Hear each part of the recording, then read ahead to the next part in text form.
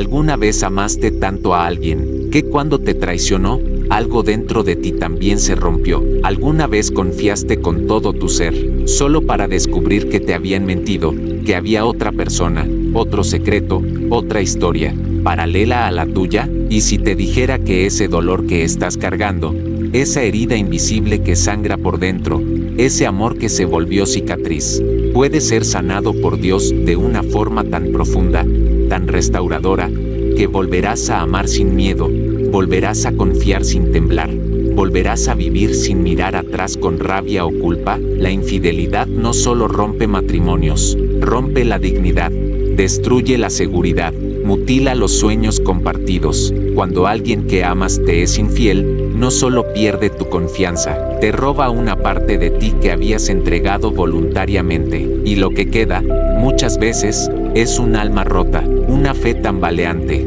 y una pregunta que arde en el corazón: ¿dónde estaba Dios cuando esto ocurrió? ¿Por qué no me protegió? ¿Por qué permitió esta traición? Lo que pocos saben, y lo que hoy voy a revelarte, es que hay un poder espiritual, un secreto del reino, que puede restaurar incluso los corazones más destrozados por el engaño.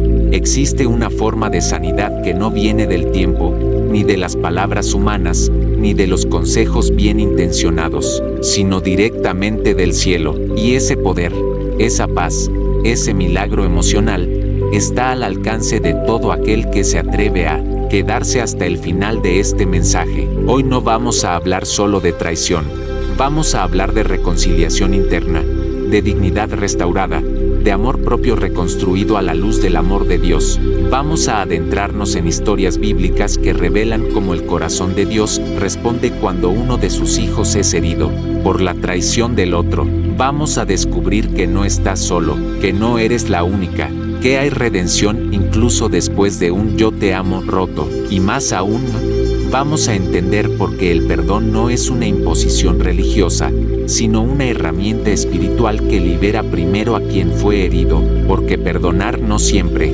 es volver. Perdonar no es fingir que nada pasó, es permitir que lo que pasó deje de gobernar tu presente. En los próximos minutos, vas a caminar por pasajes que tal vez nunca viste con los ojos del alma.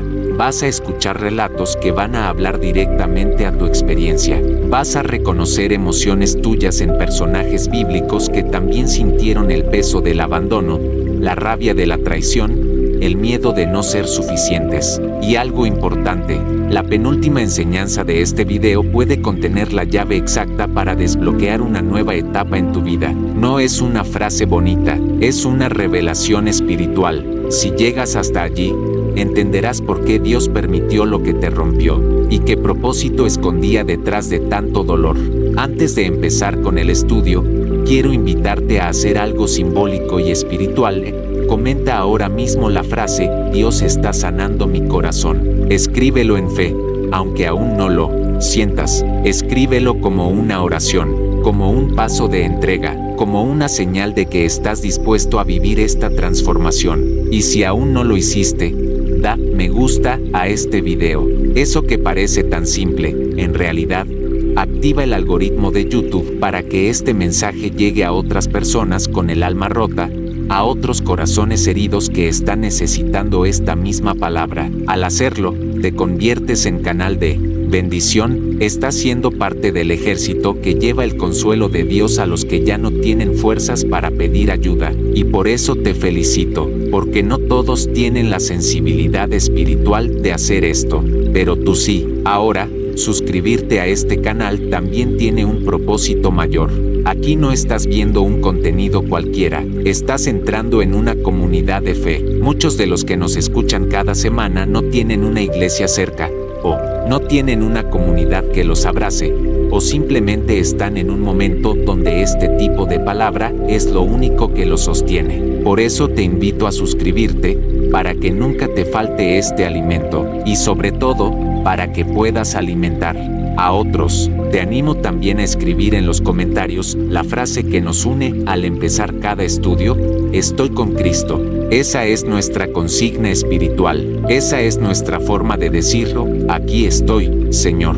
Herido, sí, pero presente. Traicionado, sí, pero dispuesto a escuchar tu voz. Y ahora sí, Vamos a empezar este viaje. No será fácil. Algunas partes dolerán, otras te abrirán los ojos, y algunas más te harán llorar de alivio. Pero si permaneces hasta el final, puede que hoy sea el comienzo de tu nueva historia, porque este no es un video sobre el pasado, es una profecía sobre tu futuro. El llanto de Oseas por una esposa infiel. El profeta Oseas no fue llamado solo a predicar con palabras, fue llamado a vivir en carne propia el dolor que Dios siente cuando su pueblo le es infiel. Dios le pidió algo que desafiaba todo sentido humano: casarse con una mujer que se sabía infiel, no una sospechosa de infidelidad, no una mujer que cambiaría por amor. No, Dios le ordenó amar a una mujer que lo traicionaría una y otra vez. Su nombre era Gomer.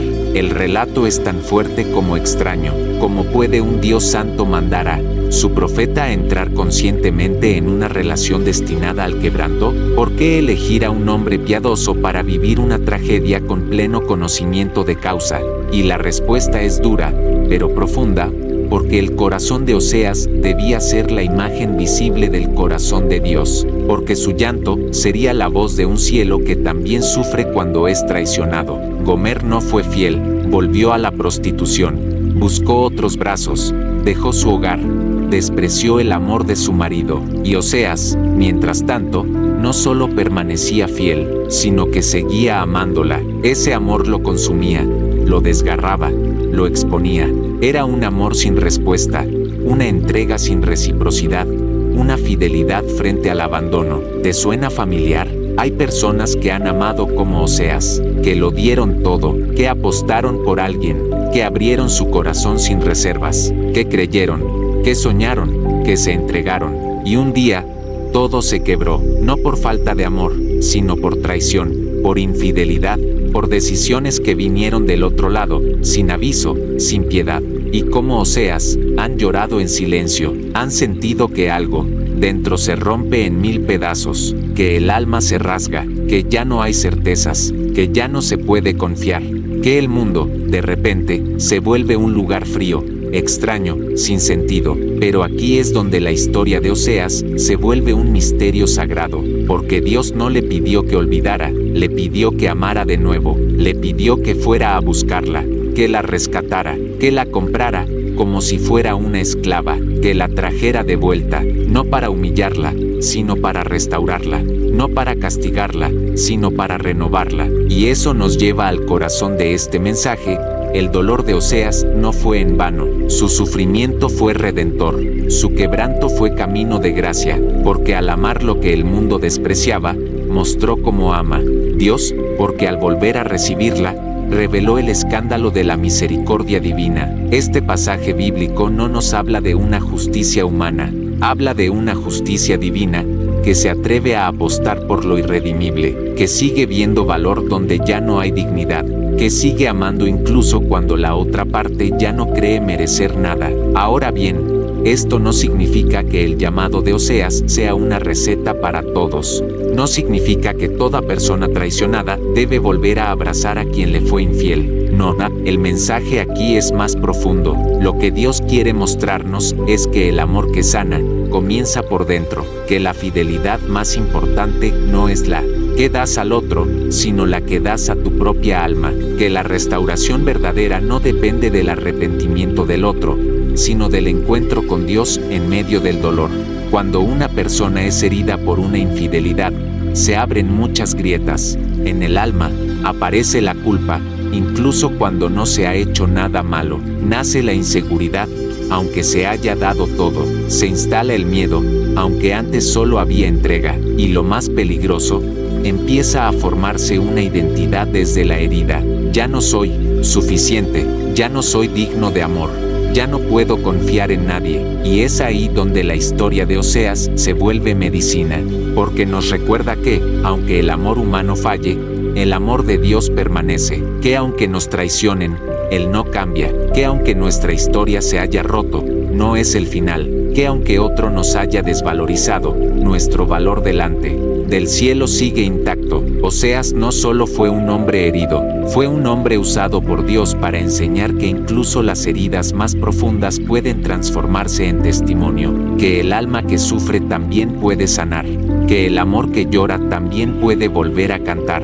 Hay una escena poderosa en el libro de Oseas donde Dios habla de Israel como una esposa infiel, pero también dice, la atraeré al desierto, y allí le hablaré al corazón. Es decir, Dios no se rinde ante la traición, Él busca restaurar, y lo hace no desde la lógica, sino desde el amor, no desde el deber, sino desde la gracia. Y ese es el mensaje para quienes han sido traicionados, que Dios no te ve como un desecho, no eres una víctima olvidada, que tu historia rota puede ser el lugar donde Él se manifieste con más poder, que tu dolor no es final, sino umbral, que tu quebranto puede ser el inicio de un nuevo capítulo. Oseas no recuperó a su esposa por fuerza, ni por obligación, la recuperó por amor, y ese amor fue reflejo de un Dios que no abandona, de un Dios que no olvida, de un Dios que sigue creyendo, incluso cuando nosotros dejamos de creer. Y aunque no todos están llamados a volver a quien les hizo daño, todos estamos llamados a ser sanados, a no cargar eternamente con la culpa del otro, a no vivir desde la herida, sino desde la esperanza, a permitir que Dios transforme el llanto en risa, la traición en lección, la pérdida en preparación para algo mejor. El amor de Oseas fue duro, fue incomprensible, pero también fue liberador. Nos enseña que el dolor tiene propósito, que el corazón roto no es inútil, que lo vivido, por amargo que haya sido, puede ser parte de un proceso de redención. Y ese proceso, cuando se vive con Dios, siempre termina en restauración, porque donde el hombre ve pérdida, Dios ve semilla, donde nosotros vemos cenizas, Él ve altar, y donde sentimos que todo se acabó, el cielo dice, aquí comienza algo nuevo. El próximo paso en este viaje nos mostrará que incluso en los momentos más oscuros de una relación, hay una voz que nunca deja de hablar, porque mientras los hombres callan, Dios sigue hablando, y cuando lo escuchamos, todo comienza a sanar. 2. La redención de David tras el pecado oculto. David era el rey conforme al corazón de Dios, un adorador, un guerrero valiente, un hombre con un llamado eterno, pero también fue un ser humano con pasiones, debilidades y momentos oscuros. Uno de ellos, quizás el más conocido, fue el episodio con Betsabé, una noche de deseo que terminó en adulterio, engaño, manipulación y finalmente en asesinato.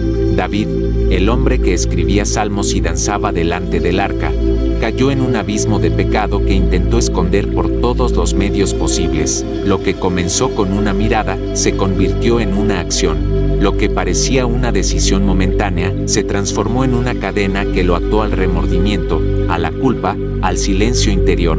Durante meses, David siguió adelante como si nada hubiera ocurrido. Continuó su reinado, continuó en el templo, pero su alma estaba seca. Él mismo lo confiesa más adelante.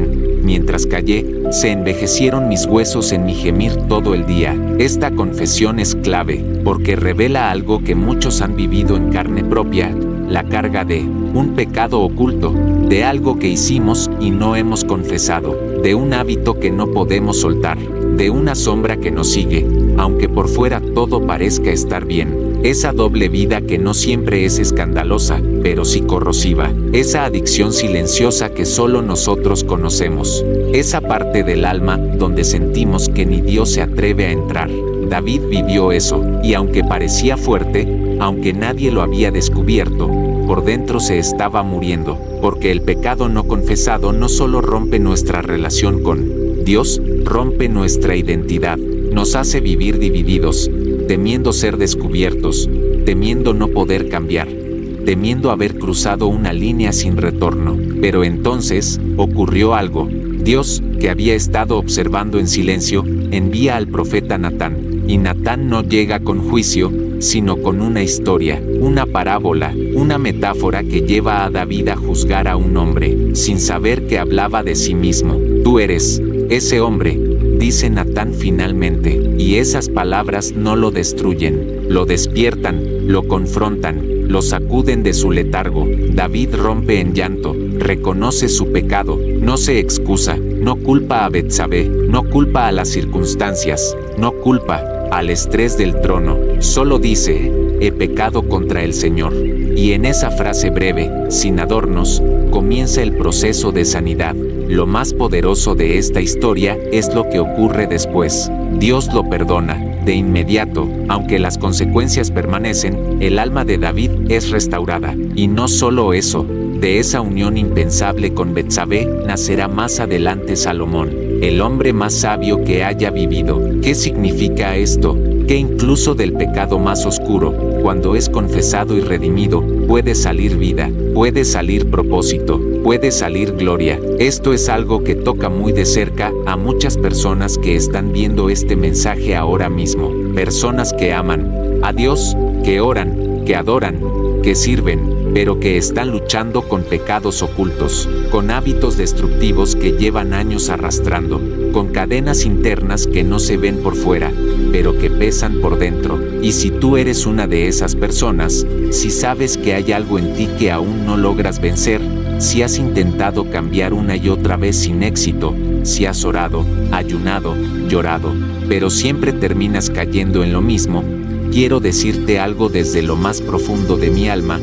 Yo sé exactamente cómo se siente eso. Durante más de 10 años, luché en secreto con un vicio que me robaba la paz, la dignidad, la libertad. Un ciclo que no podía romper. Sabía que estaba mal, me prometía cambiar, me arrodillaba en arrepentimiento, pero después de un tiempo, volvía, y cada vez que caía, sentía que Dios se alejaba un poco más, que mi fe era una farsa, que tal vez yo no tenía arreglo, pero aprendí algo que cambió mi historia. Entendí que Dios no se aleja del que cae, sino del que finge, que lo que Él espera de nosotros no es perfección, sino honestidad, que lo que más deseaba no era que yo venciera por mi fuerza, sino que me rindiera en su gracia. Y cuando dejé de esconderme, cuando me enfrenté con mi verdad, cuando puse nombre al monstruo, entonces comenzó mi libertad. Y por eso, grabé un video especial. En él, comparto paso a paso cómo fue que Dios me liberó. No es teoría, no es un sermón más, es un mapa espiritual basado en mi historia real, lo que me ayudó a romper las cadenas después de años, lo que me devolvió la paz, lo que me restauró desde dentro. Ese video está fijado en el primer comentario. Si sientes que este mensaje es para ti, si sabes que hay algo que no logras soltar, si estás cansado de vivir dividido, entonces ve allí cuando termine este estudio. No lo veas como una opción, sino como una invitación del cielo. Tal vez sea el siguiente paso que tu alma estaba esperando, porque el pecado oculto no solo nos aleja de Dios, nos roba la alegría, nos impide avanzar, nos vuelve esclavos en nuestra propia casa, pero cuando traes eso a la luz, cuando te atreves a decir, soy yo, Señor, entonces comienza la libertad. Entonces el Espíritu Santo entra con poder y arranca de raíz lo que te ataba. David no fue rechazado, fue restaurado, y no porque mereciera perdón, sino porque lo pidió con sinceridad. Su historia nos enseña que no importa cuán bajo hayamos caído, si hay arrepentimiento genuino, siempre habrá una nueva oportunidad, y esa oportunidad también es para ti. El camino no termina con la caída, comienza con el perdón. Y si hoy te atreves a mirarte con verdad, si reconoces tu lucha, si abres el corazón, entonces también verás la mano de Dios levantarte, no con juicio, no con desprecio, sino con amor, con poder, con propósito, porque el Dios que restauró a David aún está hablando y aún está buscando corazones dispuestos a ser sanados. 3. La restauración interior de Ana tras años de humillación. Ana no era una mujer pecadora, no había cometido ningún acto escandaloso, ni había caído en una desgracia moral, pero su vida estaba marcada por el dolor, un dolor silencioso, íntimo, constante. Era el dolor de no poder tener hijos, en una cultura donde la maternidad era símbolo de bendición, de propósito, de valor. Ana vivía cada día como si algo dentro de ella estuviera fallando. Su esterilidad no era solo física, la hacía sentir inútil, incompleta, fuera del favor de Dios. Para colmo, su esposo Elcana tenía otra mujer, Penina, y aunque Elcana amaba a Ana sinceramente, Penina era la que tenía los hijos. Ella era la que llevaba el símbolo visible de la bendición.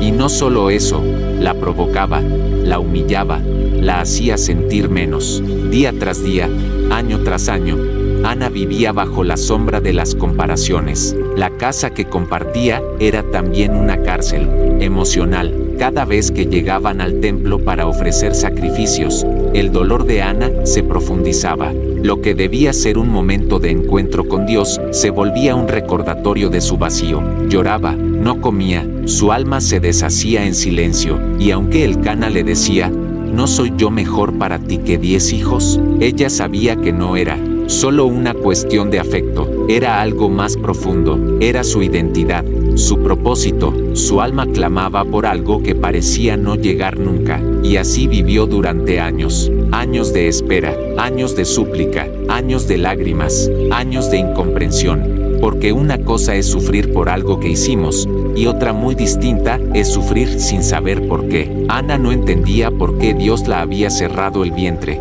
no entendía por qué, si era fiel, si oraba, si amaba, seguía sin respuesta. Pero un día, todo cambió, y no cambió porque Dios habló desde el cielo con una voz audible. No hubo ángeles, ni visiones, ni sueños reveladores. Lo que cambió fue su actitud en la oración. El texto bíblico dice que Ana se levantó después de haber comido y bebido en Silo, y fue al templo con amargura de alma.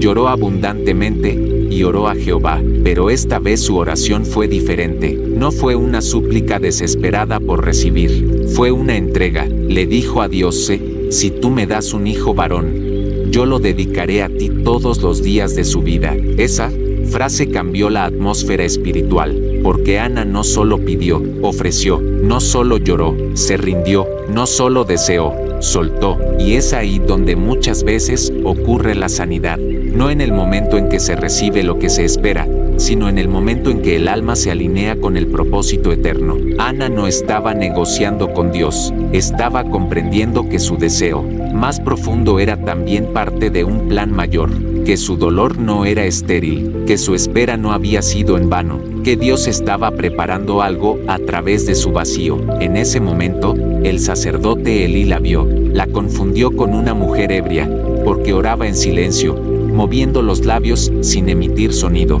y cuando ella le explicó su situación, Elí le dijo: ve en paz, y el Dios de Israel te conceda la petición que le has hecho. Pero lo más hermoso de esta escena no fue lo que Elí dijo, fue lo que ocurrió después. Ana se levantó, su rostro ya no estaba triste, comió, su semblante cambió, y lo hizo antes de quedar embarazada, lo hizo antes de ver el milagro, lo hizo sin garantías. Eso nos enseña que la verdadera restauración no comienza cuando Dios responde, comienza cuando el corazón se rinde con confianza, cuando, aunque nada haya cambiado por fuera, algo cambia por dentro, cuando dejamos de exigirle a Dios y comenzamos a confiar en Él, cuando dejamos de preguntar ¿por qué? Y empezamos a decir hágase tu voluntad. Más adelante, Ana concibió y dio a luz a Samuel, uno de los profetas más importantes de la historia de Israel. Pero el milagro más grande no fue Samuel, fue la transformación de Ana.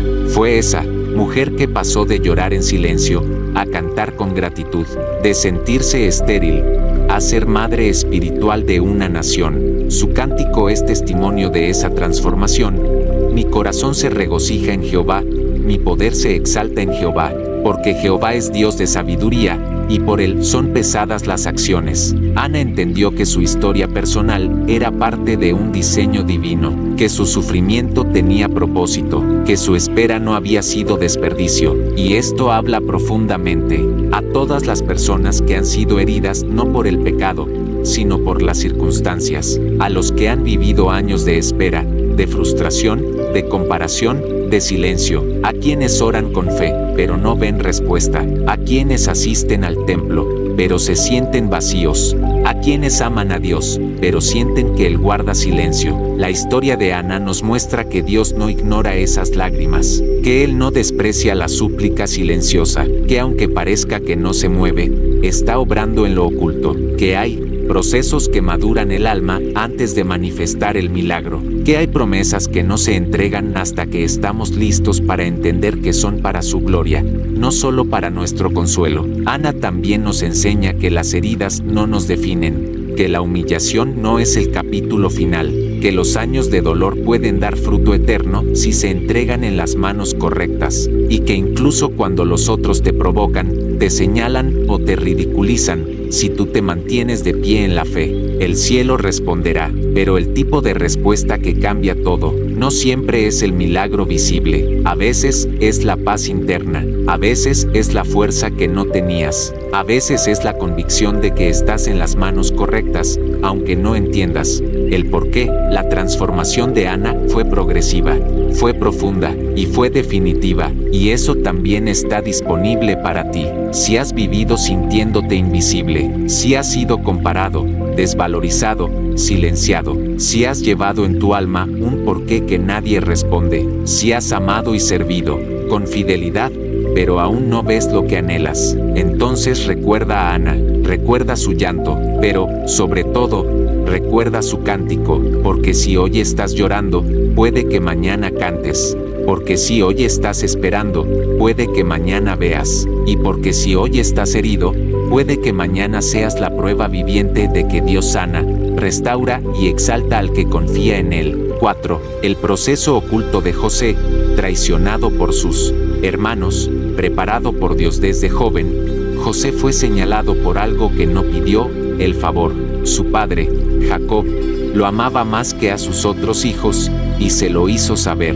Le dio una túnica especial, lo trató con particular ternura, lo distinguió. José tampoco se escondió, tenía sueños grandes, visiones del cielo, promesas que hablaban de autoridad, de propósito, de protagonismo, pero lo que él no sabía es que antes de ver esos sueños cumplidos, pasaría por la más dolorosa escuela del alma, la traición.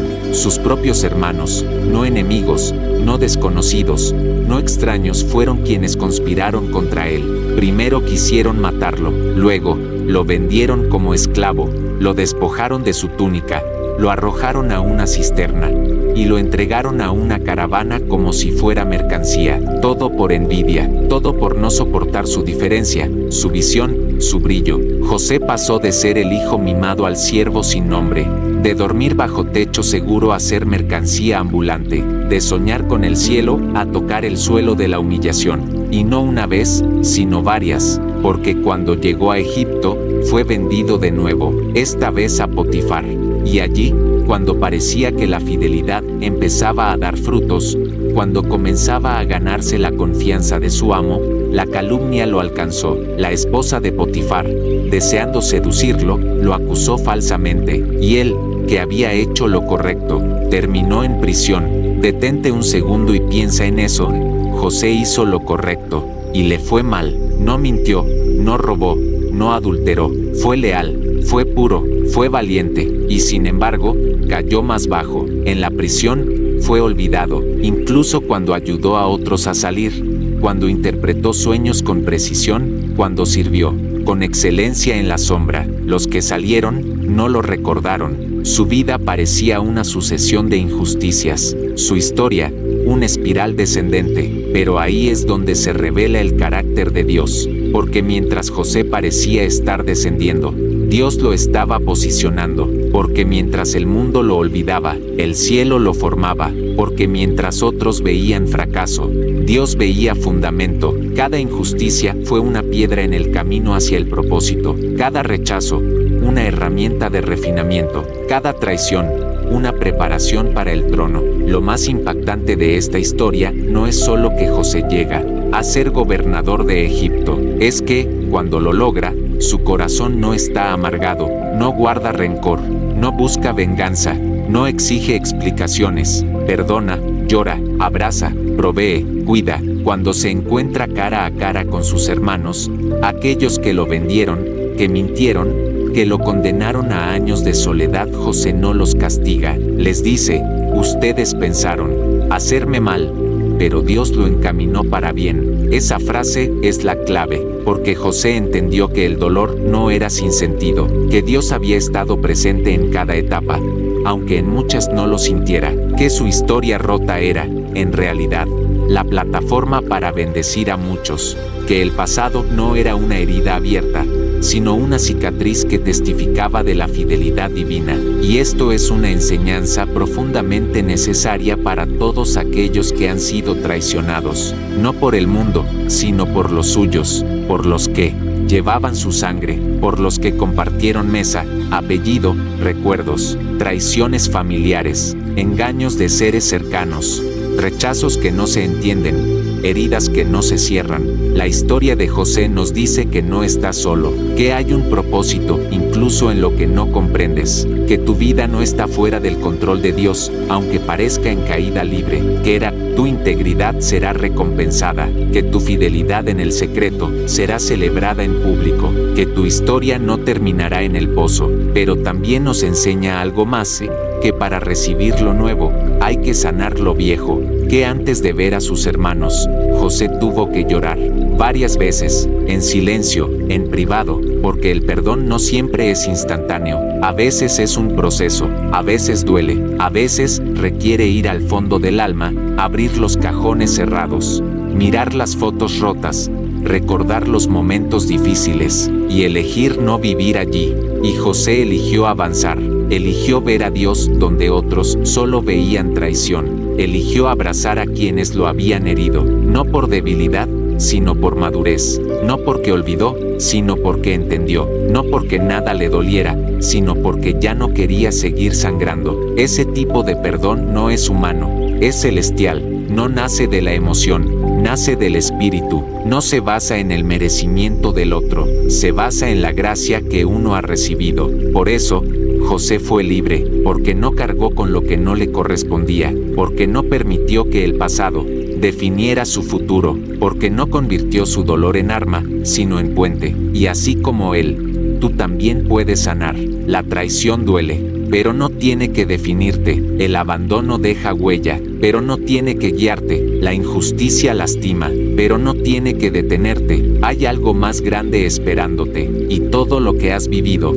incluso lo que no entiendes, está formando parte del mapa que Dios está dibujando, un mapa que conduce no solo a tu restauración, sino a la de muchos a través de ti. José salvó naciones, no con espadas, no con guerras, sino con perdón, con sabiduría, con fe, con un corazón sano, y tú también puedes hacerlo, porque el mismo Dios que estuvo con él en el pozo, en la casa de Potifar, en la prisión, en el palacio, está contigo. Solo necesitas confiar, caminar, y no dejar que lo que te hicieron impida lo que Dios quiere hacer contigo. El dolor, en las manos de Dios, siempre se convierte en propósito, y las lágrimas, cuando se siembran con fe, siempre dan fruto en su tiempo. 5. La gracia silenciosa de Jesús hacia Pedro. Después de la negación, Pedro conocía a Jesús como pocos. Había caminado con él, lo había visto multiplicar panes, calmar tormentas, resucitar muertos. Había escuchado de su boca palabras que cambiaban vidas. Lo llamó el Cristo, el Hijo del Dios viviente, y Jesús, en respuesta, le dijo que sobre esa revelación edificaría su iglesia. Era, sin duda, un discípulo cercano, íntimo, de confianza, un hombre impulsivo, apasionado, con el corazón en llamas por su maestro, pero también era humano. Cuando llegó la noche más oscura del ministerio de Jesús, la noche en que fue traicionado, arrestado, humillado, Pedro se quebró. Aunque había dicho que moriría con él, aunque se había adelantado a defenderlo con espada, aunque había prometido no abandonarlo, en el patio del sumo sacerdote, al calor de una fogata, Pedro negó 3 veces conocerlo, primero, ante una sirvienta, luego ante otros criados, y finalmente con juramentos. No lo conozco, dijo, y en ese momento, cantó el gallo. Lucas relata un detalle estremecedor, que justo después de la tercera negación, Jesús, que estaba siendo llevado, lo miró. Solo eso, lo miró, no lo juzgó, no le gritó, no lo condenó, lo miró, y Pedro, al recibir esa mirada, salió y lloró amargamente. Esa noche, Pedro no perdió solo su valentía, perdió la imagen que tenía de sí mismo. Dejó de verse como el líder, el fuerte, el firme, el protector. se vio como un traidor, como un cobarde, como alguien indigno de ser llamado discípulo, y aunque más adelante corrió al sepulcro vacío, y aunque vio al Cristo resucitado, algo en su interior seguía roto, porque hay pecados que Dios perdona en un instante, pero que nosotros tardamos mucho en perdonarnos. Pedro llevaba sobre sí el peso de una traición que nunca imaginó cometer. Lo que dolía no era solo lo que había hecho, sino lo que eso revelaba sobre él mismo. ¿Y si todo era mentira? ¿Y si su fe no era tan profunda? ¿Y si su amor no era tan verdadero? ¿Y si había fracasado de forma irreversible? Después de la resurrección, Jesús aparece varias veces a los discípulos, pero la restauración de Pedro no ocurre en medio de multitudes, ni en lo alto del monte, ocurre en la playa, en una mañana tranquila, después de una noche en que los discípulos habían salido a pescar, como en los viejos tiempos, y no habían atrapado nada. Al amanecer, Jesús los llama desde la orilla. No se presenta con gloria, ni con espectáculo. Solo les dice, echen la red a la derecha. Y entonces, como la primera vez, los peces llenan la red.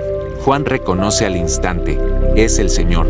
Y Pedro, impetuoso como siempre, se lanza al agua, corre hacia Jesús, pero en su corazón hay una mezcla de alegría y peso, porque la herida aún está allí. En la orilla, Jesús no lo confronta, le prepara un desayuno, Panamá, pescado, calor, ternura, silencio, y después de comer, lo toma aparte, y le hace 3 preguntas, una por cada negación. Pedro, ¿me amas más que estos? Sí, Señor, tú sabes que te amo, apacienta mis ovejas. 3 veces repite la pregunta, y aunque la respuesta de Pedro es afirmativa, cada repetición le duele más, hasta que en la tercera vez, ya no puede más. Dice, Señor, tú lo sabes todo, tú sabes que te amo. Ese momento no es una prueba, es una restauración. Cada "me amas" es una llave que abre una puerta cerrada. Cada afirmación es un paso hacia la sanidad. Jesús no quiere una confesión perfecta, quiere el corazón sincero de un hombre que ha sido quebrado y que aún se aferra al amor. Y entonces, le devuelve su llamado, apacienta mis ovejas. Es decirlo, sigo contando contigo, no te he descalificado, no te he reemplazado. Lo que tú crees haber destruido, yo lo sostengo con mi gracia. Pedro no vuelve a ser el mismo, no porque haya olvidado lo que hizo, sino porque entendió el tipo de amor que lo había alcanzado. Un amor que no solo perdona, sino que restaura, que no solo borra el pasado, sino que construye sobre él. Ese es el tipo de amor que muchos necesitan descubrir, porque hay personas que, como Pedro, han fallado, no una vez, sino varias, no por debilidad momentánea, sino por hábitos repetidos, y aunque han vuelto a Dios, aunque han pedido perdón, aún sienten la carga, aún llevan en la memoria lo que hicieron, aún escuchan el canto del gallo en la conciencia, creen en el perdón, pero no en la restauración, aceptan el amor de Dios, pero no se sienten dignos de ser usados, siguen sirviendo, pero con miedo, siguen orando, pero con vergüenza, siguen adelante, pero mirando hacia atrás. La historia de Pedro les habla directamente, les dice que el amor de Dios no está condicionado a su desempeño, que Dios no se sorprende por nuestras caídas, que Él ya sabía lo que haríamos, y aún así nos eligió. Jesús no restauró a Pedro por lástima, lo restauró porque lo amaba, porque conocía su corazón, porque vio en él lo que Pedro había dejado de ver. Y ese mismo Jesús sigue restaurando hoy. No exige perfección, solo honestidad. No busca fuerza, solo entrega. No necesita explicaciones, solo sinceridad. Porque el verdadero amor no niega las heridas, las sana, las abraza, las transforma. Después de ese encuentro, Pedro se convirtió en una roca de la fe, predicó en Pentecostés, sanó enfermos, lideró la iglesia, no porque fuera perfecto, sino porque había sido restaurado, porque conocía la profundidad del pecado y la aún mayor profundidad de la gracia, y así como él fue levantado, tú también puedes serlo. Las negaciones no tienen que definirte, el fracaso no es tu identidad, El error no cancela el llamado. Lo que Dios ha dicho sobre ti sigue en pie, porque su palabra no se anula con tus caídas, se sostiene con su fidelidad. Pedro fue mirado, perdonado, restaurado y enviado, y tú también puedes experimentar lo mismo, porque el amor que levantó a Pedro es el mismo amor que te está buscando a ti. 6. El quebranto de David tras su pecado con Betsabé y la misericordia que lo restauró David era el hombre conforme al corazón de Dios, el pastor que llegó a ser rey, el adorador que escribió salmos que aún hoy nos conmueven, el guerrero que derrotó gigantes, el líder que unió una nación, pero también fue un hombre que cayó profundamente, que cometió uno de los pecados más devastadores y oscuros que un siervo de Dios pudiera imaginar: adulterio, engaño, abuso de poder y, finalmente, asesinato. Todo comenzó con una mirada. Una noche, mientras sus soldados estaban en el campo de batalla, David paseaba por la azotea de su palacio. Desde allí vio a una mujer hermosa, Betsabé, bañándose. No era su esposa, era la esposa de Urías, uno de sus valientes guerreros. Pero David no retrocedió, no huyó de la tentación. Llamó a la mujer, durmió con ella y luego, al saber que estaba embarazada, intentó ocultar el pecado. Primero quiso engañar a Urías, haciendo que volviera a su casa para dormir con su esposa y así cubrir el embarazo. Pero Urías fue más justo que su rey. Se negó a disfrutar del hogar mientras sus compañeros estaban en guerra. Entonces David orquestó su muerte, lo puso al frente de la batalla y ordenó a sus soldados que se retiraran, dejándolo expuesto. Urías murió. David tomó a Betsabé por esposa, y durante un tiempo, todo pareció resuelto. El pecado estaba cubierto a los ojos de los hombres, pero no a los ojos de Dios. Entonces vino el profeta Natán, y no llegó con juicio inmediato, sino con una parábola. Un hombre rico que tenía muchas ovejas, pero tomó la única corderita de un hombre pobre para dársela a un huésped. David se indignó. Ese hombre debe morir, dijo. Entonces Natán lo miró y le dijo: tú eres ese hombre. Esas palabras atravesaron el alma de David, porque, de pronto, el rey dejó de ser rey y se convirtió en pecador. Ya no era el líder, el ungido, el vencedor.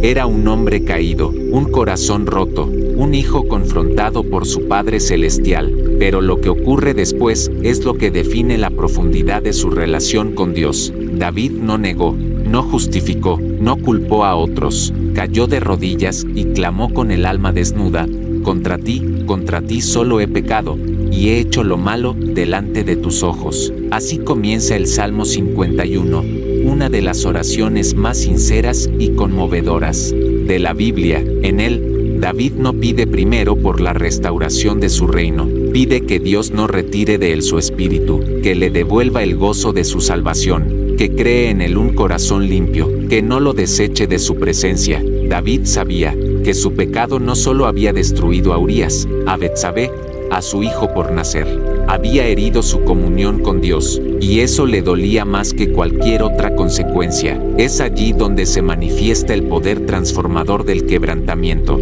porque el quebrantamiento verdadero no es solo sentir culpa, es permitir que esa culpa nos lleve a los pies del Dios que puede limpiarnos. Es confesar, sin reservas, es llorar, sin defensas, es exponerse, sin máscaras, es entregarse, sin condiciones. Dios no desechó a David, no lo anuló, no revocó su llamado, pero tampoco evitó las consecuencias. El hijo de Betsabé murió, la espada nunca se apartó de su casa, hubo dolor, traición, guerras internas, porque el pecado siempre deja marcas, pero a pesar de todo, Dios siguió siendo su Dios, y David siguió siendo un hombre conforme a su corazón. ¿Por qué? Porque la verdadera restauración no depende de la gravedad del pecado, sino de la profundidad del arrepentimiento. David pecó gravemente, pero se humilló profundamente, se vació de orgullo, se arrojó a la misericordia, y eso es lo que Dios espera de cada uno de nosotros.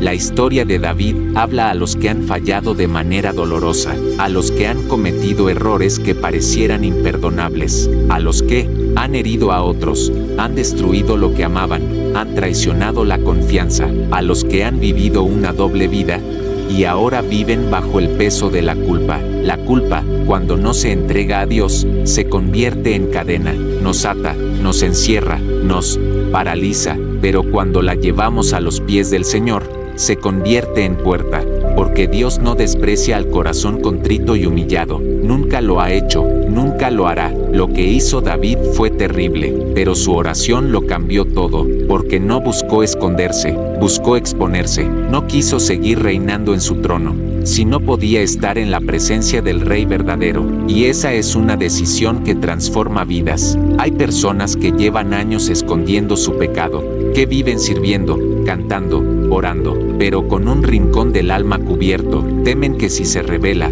serán rechazados. Temen que si confiesan, serán olvidados. Pero lo cierto es que lo que más nos separa de Dios no es el pecado en sí, sino el orgullo de no querer entregarlo. David nos enseña que la gracia no es para los perfectos, es para los sinceros, para los rotos, para los que claman: lávame más y más de mi maldad, y límpiame de mi pecado, para los que desean un nuevo comienzo más que una buena reputación, para los que prefieren ser restaurados por dentro, aunque sean juzgados por fuera, y esa gracia sigue disponible hoy. Tu historia no ha terminado, el pecado no tiene la última palabra, el error no define tu identidad.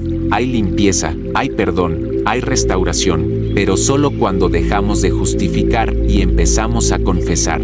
David volvió a escribir salmos, volvió a dirigir al pueblo, volvió a danzar en la presencia de Dios, no porque olvidó lo que hizo, sino porque entendió lo que Dios podía hacer con su vida aún después del fracaso. Y lo mismo puede hacer contigo, si has fallado, si te has desviado, si tu corazón ha sido contaminado. No te escondas, no huyas, no maquilles la herida, abre el alma, clama, llora, y permite que el Espíritu Santo haga en ti lo que hizo con David: reconstruir, redimir, levantar. Porque el quebrantamiento sincero nunca termina en destrucción, siempre termina en renovación. Y si Dios pudo restaurar al rey caído, también puede restaurarte a ti. Solo tienes que permitirlo. 7. La restauración de la mujer sorprendida en adulterio. Cuando la misericordia interrumpe la condena, había sol, había polvo en el aire, y había una multitud con piedras en las manos. Una mujer había sido sorprendida en el acto del adulterio. No había escapatoria, no había defensa, no había esperanza. Fue arrastrada por la ciudad, expuesta públicamente, humillada, despojada de su dignidad y llevada hasta donde estaba Jesús. No porque los fariseos buscaran justicia, sino porque buscaban una trampa. Ellos querían poner a Jesús entre la ley de Moisés y la compasión. Si decía que la dejaran ir, lo acusarían de ir contra la ley. Si decía que la apedrearan, se contradecía. Con su mensaje de gracia, era una emboscada. Sí, pero Dios no puede ser atrapado. La escena era brutal. La mujer en el centro, acusada, rodeada por hombres que citaban la ley, pero ignoraban la compasión. Hombres que conocían los mandamientos, pero no el corazón de Dios. Ella, quizás temblando, quizás en silencio, quizás llorando, quizás simplemente resignada. Y entonces Jesús se inclinó, no gritó, no reaccionó con violencia, no discutió, se inclinó y comenzó a escribir en la tierra. Nadie sabe exactamente qué escribió. Algunos piensan que los pecados de los acusadores, otros, un pasaje de la ley. Tal vez solo garabateaba para calmar la tensión. Lo cierto es que ese gesto desvió las miradas. Los ojos que estaban fijos en la mujer se posaron en él. Después se levantó, los miró y dijo una frase que resuena hasta hoy como una espada y un bálsamo a la vez: el que de ustedes esté sin pecado, sea el primero en arrojar la piedra. Y luego volvió a inclinarse. Silencio, conciencia, convicción. Uno por uno, los acusadores soltaron sus piedras y se fueron, desde el más anciano hasta el más joven. Jesús no invalidó la ley, expuso la hipocresía, no negó el pecado, mostró que todos lo compartimos. Y cuando al fin quedaron solos, él se levantó y le habló a la mujer por primera vez: mujer, ¿dónde están los que te acusaban? ¿Ninguno te condenó? Ella, aún temblando, respondió: ninguno, Señor. Y entonces Jesús pronunció una de las frases más revolucionarias del Evangelio: ni yo te condeno, vete, y no peques más. Este momento revela el corazón del cielo hacia los que han fallado. Jesús no minimizó el pecado, pero tampoco destruyó a la pecadora. No aprobó su conducta, pero tampoco la anuló como persona. No la aplastó con verdad, la restauró con gracia. Y esta escena sigue siendo profundamente vigente, porque muchas personas viven hoy como aquella mujer, arrastradas por los errores del pasado, avergonzadas, señaladas, atrapadas por decisiones que tomaron en momentos de debilidad, necesidad o confusión. Personas que ya fueron juzgadas por los demás, y peor aún, se han juzgado a sí mismas. La religión muchas veces toma piedras, Jesús toma corazones. La sociedad muchas veces recuerda lo que hiciste, Jesús recuerda quién eres. La culpa muchas veces grita que no mereces otra oportunidad. Jesús susurra que aún hay esperanza. Aquel encuentro cambió la vida de la mujer, no porque se le permitiera pecar libremente, sino porque por primera vez fue vista como algo más que su pecado. Fue mirada con ojos de redención. Escuchó palabras que sanaban en lugar de palabras que condenaban. Se le abrió una puerta para un nuevo comienzo, y eso es lo que muchos necesitan hoy. No una excusa para seguir cayendo, sino una mano que los levante. No un juicio que los hunda, sino una gracia que los transforme. No una etiqueta permanente, sino una nueva identidad en Cristo. Es importante notar que Jesús dijo, no peques más. No fue una carta blanca, fue una invitación a la libertad, a una vida distinta, a una existencia donde la culpa ya no define los pasos, donde el perdón es la plataforma para caminar en dignidad. Muchas personas viven atrapadas en el recuerdo de un error. Ya no están cometiendo el pecado, pero lo arrastran en la memoria como si aún lo vivieran. Cada día es una repetición del juicio. Cada oración es una mezcla de fe y vergüenza. Cada paso hacia Dios es saboteado por la voz del acusador.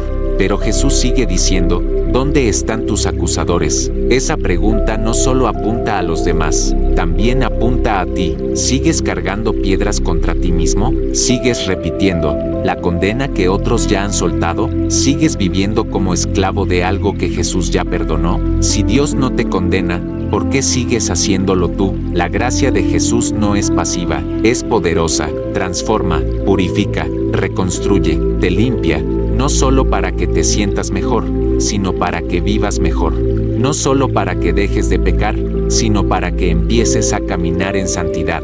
Esa mujer no fue solo perdonada, fue dignificada. En una cultura que anulaba a las mujeres y castigaba sin compasión, Jesús la trató con respeto, le habló con ternura, le ofreció un nuevo comienzo, y eso mismo ofrece hoy a quienes llevan años escuchando el eco de sus caídas, a quienes piensan que su pasado es un obstáculo eterno, a quienes han creído la mentira de que ya no hay retorno, a quienes han sido marcados por una etiqueta y sienten que no pueden ser algo más. Jesús borra etiquetas, rompe cadenas, cierra bocas acusadoras y abre caminos nuevos. Todo comenzó con una mujer caída, pero todo cambió con un Salvador que se inclinó. La inclinación de Jesús es la postura del cielo para con los caídos. No se queda en lo alto, esperando que subas. Baja, se acerca, toca el polvo, escribe en la tierra de tu historia, y te mira a los ojos para decirte, tú no eres tu pecado.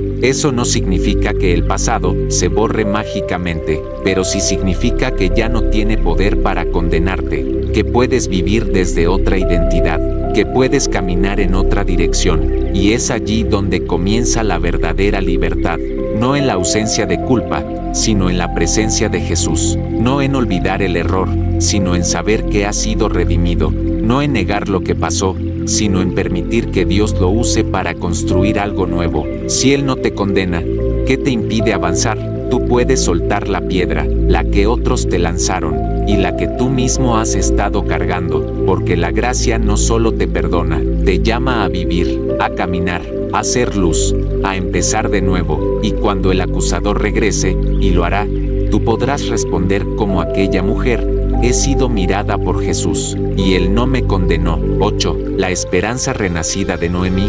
como Dios reconstruye lo que el dolor destruye. Había una mujer que lo había perdido todo. Su nombre era Noemí, y su historia no comienza con un milagro, sino con una tragedia. Su vida se desmoronó lentamente, paso a paso, como la arena que se desliza entre los dedos sin poder detenerla. Primero, la necesidad, luego, el exilio, más tarde, la muerte, y por último, la amargura. La historia de Noemí nos lleva a los días en que los jueces gobernaban Israel, una época marcada por la inestabilidad y la incertidumbre. Una gran hambre azotó la tierra, y ella, junto a su esposo Elimelec y sus 2 hijos, dejó Belén para ir a Moab. Iban en busca de pan, en busca de sustento, de una nueva oportunidad. Pero lo que encontraron allí fue pérdida. Primero murió su esposo, luego sus hijos se casaron con mujeres moabitas, y años después también ellos murieron. 3 tumbas, 3 silencios, 3 ausencias que perforaron el corazón de Noemí. En una tierra extranjera, sin esposo, sin hijos, sin nietos, sin futuro, solo con el peso de la soledad y la sensación de que Dios mismo la había abandonado. Cuando decide volver a Belén, su alma ya no era la misma. Ya no se llamaba Noemí, que significa dulzura, sino que pedía que la llamaran Mara, que significa amargura. Ella misma dijo: el Todopoderoso me ha tratado muy mal. Mera, fui llena, pero el Señor me ha hecho volver con las manos vacías. Esa frase encierra una profundidad de dolor que muchas personas entienden demasiado bien. Hay quienes, como Noemí, han pasado por temporadas en las que todo parece desmoronarse, pérdidas que no se explican, heridas que no sanan, cambios que se sienten como castigos, decisiones que se toman con esperanza y terminan en ruinas, y, al final, la sensación de que lo dulce de la vida se ha convertido en amargo. Pero la historia de Noemí no termina en el valle de la amargura, porque aunque ella no lo sabía, Dios ya estaba tejiendo una historia de redención. Una de sus nueras, Ruth, decidió acompañarla. Le dijo aquellas palabras que han quedado grabadas en la historia de la fe: donde tú vayas, iré yo, tu pueblo será mi pueblo, y tu Dios será mi Dios. Ruth no solo fue una compañía, fue una promesa viva de que el amor aún podía florecer. Entre las ruinas, ambas regresaron a Belén. 2 viudas, 2 mujeres vulnerables, 2 corazones llenos de preguntas, pero también, sin saberlo, 2 piezas clave en el plan divino. Ruth comenzó a trabajar en los campos, recogiendo espigas, y fue allí donde conoció a Booz, un hombre justo, un pariente de Elimelec, un redentor. Y a través de una cadena de eventos providenciales, Booz tomó a Ruth como esposa. De ese matrimonio nació Obed, quien sería el abuelo del rey David y antepasado de Jesús. Y entonces, algo extraordinario sucede. Las mujeres de Belén, que antes habían escuchado a Noemí pedir ser llamada Mara, ahora le dicen: bendito sea el Señor, que no te ha dejado sin redentor, que tu nuera, que te ama, vale más para ti que 7 hijos. Y Noemí toma al niño en sus brazos, lo cría, se convierte en su nodriza, y el vacío que la había destrozado comienza a llenarse de nuevo. La historia de Noemí nos muestra una verdad poderosa: Dios puede reconstruir vidas desde las cenizas. Él no siempre evita el dolor, pero nunca lo desperdicia. Él no promete que no habrá pérdidas, pero sí promete estar obrando incluso cuando todo parece oscuro. Lo que Noemí interpretó como abandono, en realidad era preparación. El viaje a Moab, la fidelidad de Ruth, el regreso a Belén, el encuentro con Booz, todo formaba parte de un plan que ella no podía ver, pero que el cielo ya había escrito. Y esta es una lección crucial para quienes viven atrapados por el dolor del pasado. El sufrimiento puede cegarnos, el duelo puede robarnos la perspectiva, la amargura puede hacernos sentir que ya no hay más que esperar. Pero Dios no ha terminado su obra contigo. Él es especialista en tomar historias rotas y convertirlas en relatos de redención. Él no niega tu dolor, lo abraza, lo transforma, lo redime. La restauración de Noemí no fue mágica ni inmediata, fue un proceso. Fue caminar con una nuera fiel, fue regresar a un lugar donde había perdido tanto, fue dejar que otros cuidaran de ella, fue sostener en brazos a un niño y ver en sus ojos, una nueva esperanza. Y esa es otra verdad que no debemos olvidar. A veces, la esperanza no viene como la esperábamos. Noemí no recuperó a su esposo ni a sus hijos, pero recibió algo nuevo, algo inesperado, algo que, en su momento de dolor, nunca habría imaginado. Dios no siempre devuelve lo que se perdió, a veces da algo distinto, algo mejor, algo que no habíamos pedido, pero que responde a una necesidad más profunda. Muchos están esperando que Dios restaure exactamente lo que se fue, pero a veces, el milagro está en lo nuevo, no en lo viejo. Noemí fue parte de una historia que trascendió generaciones. De su vientre espiritual salió la línea mesiánica. Su nombre quedó ligado a la historia de la redención del mundo, no porque fuera perfecta, no porque siempre creyó, sino porque, incluso en su amargura, regresó a casa, y eso bastó. La decisión de volver, aunque fuera con las manos vacías, fue suficiente para que Dios empezara a obrar. Y eso es lo que tú puedes hacer hoy, volver con el corazón roto, volver con la fe débil, volver con lágrimas, volver, aún sin entender, porque el Dios de Noemí sigue siendo el mismo. Él mira al que regresa, Él honra al que no se rinde, Él reescribe historias. Noemí pensó que había vuelto vacía, pero no sabía que volvía con la madre del linaje de Cristo. Y tú no sabes lo que llevas contigo, tal vez no lo ves ahora, tal vez sientes que no hay nada bueno en tu presente, pero lo que Dios ha sembrado en tu vida aún puede dar fruto, aún puede bendecir a otros, aún puede ser parte de un plan eterno. Noemí es la prueba de que no importa cuán lejos vayas, ni cuán rota esté tu alma, siempre hay un camino de regreso, y en ese camino, Dios espera, no para juzgarte, sino para darte nuevos brazos que abrazar, nuevas promesas que sostener, nuevas razones para sonreír. Dios no solo restaura, multiplica, transforma, redime, y tú, como Noemí, puedes volver a vivir, aunque hoy creas que todo está perdido, aunque hoy no sientas nada, aunque hoy pienses que ya no hay más historia que contar, porque con Dios siempre hay un capítulo más, y puede ser el más hermoso de todos. 9. La reconciliación de Pedro. Como Dios restaura a quienes le fallaron, Pedro era el discípulo más impulsivo, el más apasionado, el que hablaba primero y pensaba después. Era el que había caminado sobre las aguas por un momento, el que declaró que Jesús era el Cristo antes que nadie, el que prometió morir con él si fuera necesario. Pedro estaba convencido de su amor, pero también era humano, y fue en la noche más oscura, cuando las palabras de Pedro se volvieron dagas, no contra los enemigos, sino contra su propia lealtad. Cuando Jesús fue arrestado y llevado ante el Sanedrín, Pedro lo siguió de lejos, se acercó al fuego en el patio y trató de confundirse con la multitud, pero alguien lo reconoció. Tú estabas con Jesús. Pedro negó, no lo conozco. Una vez, 2 veces, 3 veces. Entonces, cantó el gallo, y en ese instante, los ojos de Jesús encontraron los de Pedro. No fue una mirada de furia, fue una mirada de verdad, de dolor, de compasión. Pedro salió y lloró amargamente, no por miedo al castigo, sino porque había traicionado a quien más amaba. Ese momento quedó grabado en el alma de Pedro, la culpa, la vergüenza, el silencio posterior. Incluso después de la resurrección, Pedro no sabía cómo acercarse. Sabía que Jesús había vencido a la muerte, pero ¿lo había perdonado?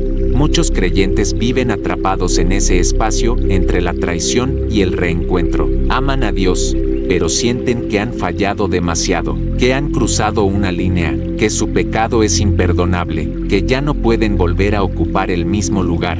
Como Pedro, sienten que lo decepcionaron en el momento más crucial, y aunque saben que Él resucitó, no están seguros de si aún hay lugar para ellos. Pero entonces, en la playa de Tiberíades, ocurrió el milagro silencioso. Los discípulos habían regresado a pescar. No sabían qué hacer. La vida parecía haber vuelto a lo de antes, pero no eran los mismos. Habían visto a Jesús resucitado, pero el propósito parecía desdibujado.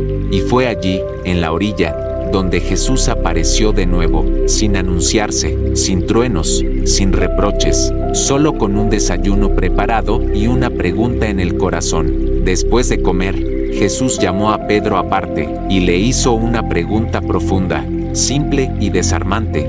¿Me amas? No una vez, sino 3, una por cada negación, no para humillarlo, sino para restaurarlo, para que cada herida fuera sanada con una afirmación. Pedro no respondió con la misma arrogancia de antes, no prometió morir, no se adelantó a los demás, solo dijo la verdad: Señor, tú lo sabes todo, tú sabes que te amo. Esa confesión, nacida de la humillación y del amor verdadero, fue suficiente. Jesús no solo lo perdonó, le devolvió su llamado: apacienta mis ovejas. No solo volvió a aceptarlo como discípulo, lo estableció como pastor, como líder, como testigo. Pedro no fue restaurado al mismo lugar, fue llevado a un lugar más alto, porque el quebrantamiento, cuando se rinde a Dios, no nos destruye, nos purifica, nos prepara, nos transforma. El Pedro que negó a Jesús ya no existía, había nacido un nuevo Pedro,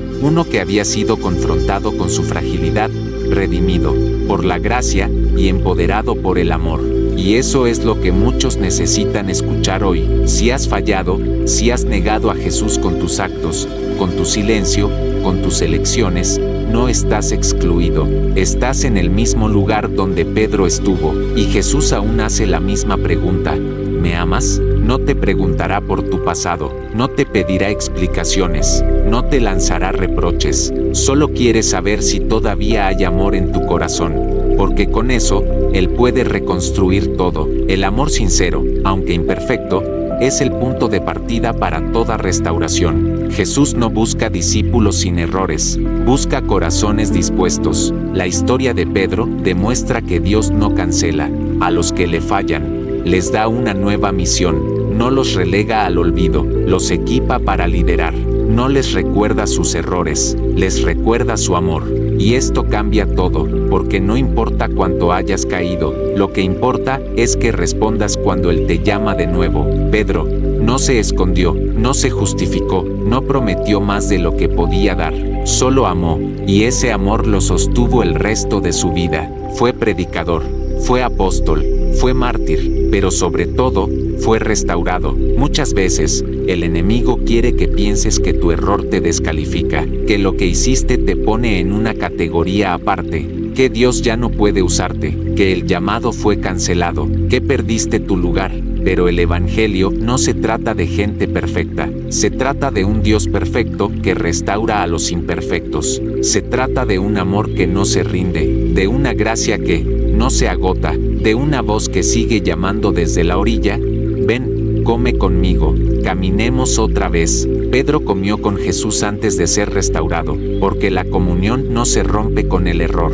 Dios te sigue invitando a la mesa, aunque estés herido, aunque te sientas indigno, porque es en esa mesa donde Él te recuerda quién eres realmente. Cuando Jesús dijo: apacienta mis ovejas, le estaba diciendo a Pedro: aún confío en ti. Esa confianza, después de una negación, es un acto de gracia radical, es la esencia del reino, y hoy, esa misma gracia está disponible para ti. Quizás no lo mereces, nadie lo merece, pero está ahí. Quizás piensas que ya no tienes nada que ofrecer, pero tu testimonio puede alimentar a otros. Quizás tu fe se quebró, pero puede ser reconstruida sobre un cimiento más sólido. Jesús no se ha rendido contigo. Si aún lo amas, aunque con un amor tembloroso, Él puede hacer algo hermoso contigo, porque no se trata de lo que hiciste, se trata de lo que Él hizo. No, se trata de tus errores, se trata de su redención, no se trata de tu vergüenza, se trata de su misericordia. Pedro fue restaurado en la intimidad, no en público, no ante las multitudes, sino en una conversación cara a cara con el Maestro. Y esa misma conversación puede tener lugar hoy, en tu alma, en tu oración, en tu silencio. Jesús está en la orilla de tu vida, y solo quiere saber una cosa: ¿me amas? Si la respuesta es sí, entonces hay esperanza, hay futuro, hay propósito, porque el que restaura a los caídos es también el que los llama a caminar sobre las aguas otra vez. Si has llegado hasta aquí, quiero decirte algo que muy pocos pueden escuchar: eres parte de los elegidos. de los que no huyeron cuando la verdad dolía, de los que no cerraron la puerta cuando el Espíritu Santo comenzó a hablar, de los que, aunque heridos, decidieron quedarse hasta el final. Y eso, querido hermano, querida hermana, eso te hace especial. Pocas personas terminan un video como este. La mayoría busca distracciones, saltos, atajos, pero tú no, tú escuchaste, tú fuiste tocado, tú permitiste que las heridas hablaran y que el cielo las respondiera. Y por eso, quiero pedirte algo muy personal. Si llegaste hasta aquí, comenta esta frase como testimonio de lo que el Señor está haciendo en ti. Dios está reconstruyendo mi corazón y yo no me voy a rendir. Quiero leer esa frase, escrita por ti. Quiero saber quiénes son los que están caminando conmigo hasta el final. Quiero conocer los nombres de los que, aunque lloran, se mantienen firmes en la fe. Quiero orar por ti, porque no eres solo un espectador. Eres parte de este ministerio, eres parte de esta cruzada espiritual. Ahora, escúchame con atención. Compartir este video no es solo una opción, es un acto de amor. Piensa en la cantidad de personas que, como tú, están cargando cicatrices invisibles, que fingen estar bien pero por dentro se están desmoronando, que fueron traicionados, humillados, abandonados. Este mensaje puede ser el abrazo que no reciben hace años, puede ser el susurro de Dios que tanto anhelaban, puede ser la respuesta a una oración desesperada. Cuando tú compartes, predicas, cuando tú difundes, siembras, cuando tú haces llegar esta palabra a alguien más, te conviertes en puente entre una vida rota y el poder sanador de Cristo. Suscribirte a este canal también es mucho más que un clic, es un compromiso espiritual, es decir, yo quiero seguir recibiendo palabra, yo quiero seguir creciendo, yo quiero permanecer cerca del fuego, porque la fe se enfría cuando nos alejamos, pero aquí, juntos, mantenemos la llama viva, y si aún no te has suscrito, quiero hablarte con sinceridad. No hay excusas válidas, no es casualidad que hayas llegado hasta aquí, no es casualidad que tu corazón haya sido tocado, no es casualidad que esta palabra se haya cruzado en tu camino, es Dios tocando la puerta. ¿Vas a ignorarlo? ¿Vas a seguir como si nada? ¿Vas a perder la oportunidad de formar parte de algo más grande que tú mismo? No te lo digo para presionarte, te lo digo porque sé lo que significa vivir desconectado, frío, solo, y también sé lo que significa ser parte de una comunidad que ora, que escucha, que enseña, que guía. Este canal no es entretenimiento, es alimento, es oración, es consuelo, es dirección. Estás siendo llamado, no a un video más, a un despertar espiritual, a una decisión que puede marcar un antes y un después. Y si tú eres una de esas personas que está luchando con pecados ocultos, vicios repetitivos, cadenas que no logras romper, escucha esto con el corazón.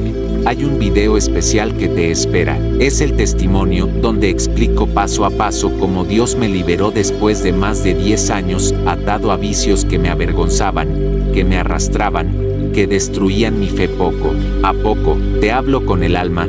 Ese video contiene claves espirituales que no aprenderás en ningún púlpito, porque está basado en la experiencia real, en la batalla, en el barro, en la sangre y el llanto de una lucha constante, pero también está lleno de la gloria de Dios, de su poder, de su mano extendida cuando más perdido estaba. El link está fijado en el primer comentario de este video. Haz clic, no lo postergues, no digas mañana, porque lo que no enfrentas hoy, te seguirá dominando mañana. Y si Dios ya preparó tu liberación, ¿por qué seguir viviendo como esclavo? Ese video no es para curiosos, es para los que ya no aguantan más, para los que quieren ser libres, para los que están dispuestos a rendirse de verdad.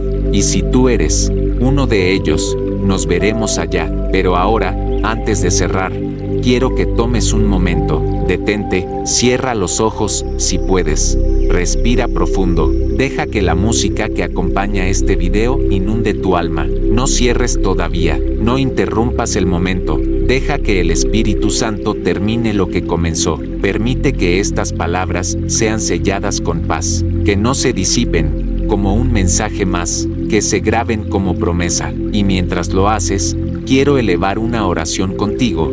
Señor amado, te doy gracias por esta vida que llegó hasta aquí. Tú sabes todo lo que ha vivido, cada herida, cada lágrima, cada traición, pero también sabes lo que viene. Tú tienes planes de bien y no de mal. Tú puedes sanar, restaurar, levantar.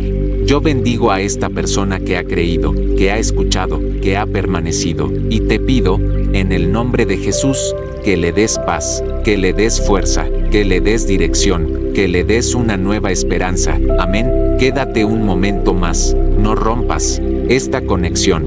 Deja que la música te acaricie el alma. Hoy fue solo el comienzo, mañana puede ser el día del milagro.